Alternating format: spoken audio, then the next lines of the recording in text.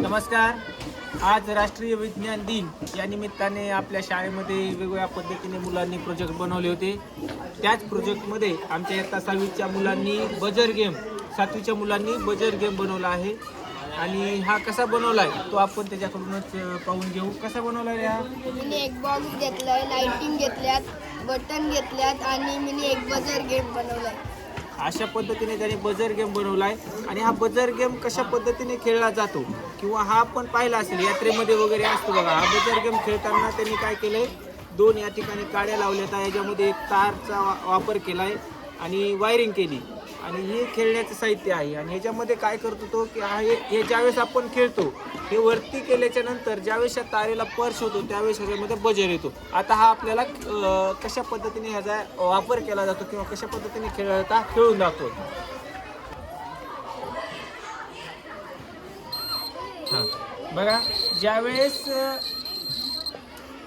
आपण काय करतो हे खेळायला लागतो त्यावेळेस ज्यावेळेस आपण अशा पद्धतीने करतो आणि हे ज्यावेळेस ही तार ह्या तारेला स्पर्श होईल त्यावेळेस हे बजर करते बघा. म्हणजे अतिशय सुंदर असा प्रोजेक्ट या ठिकाणी 7वीच्या मुलांनी बनवलेला आहे. याच्यामध्ये आपण यात्रेमध्ये पाहतो, यात्रेमध्ये मोठा असतो, याच्यामधूनच काय असतो मोठ्या पद्धतीने असतो.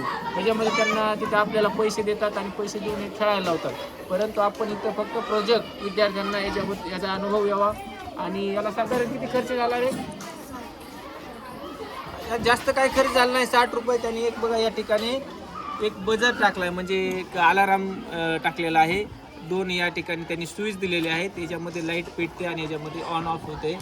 आणि हा एक साधा एक बॉक्स याचा वापर केलेला आहे एकदम सुंदर अशा पद्धतीने. आणि लाईटिंग पण पेटत होती, पण आता त्याची काय झाली अचानक या ठिकाणी बंद झाली.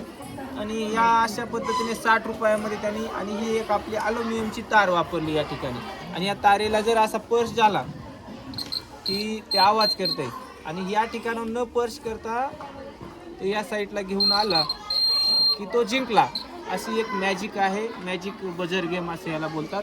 अशा पद्धतीने आमच्या 7वीच्या मुलांनी दिनेश देशमुख आणि प्रणय आलम या दोघांनी हा काय केलाय गेम बनवलाय. ओके.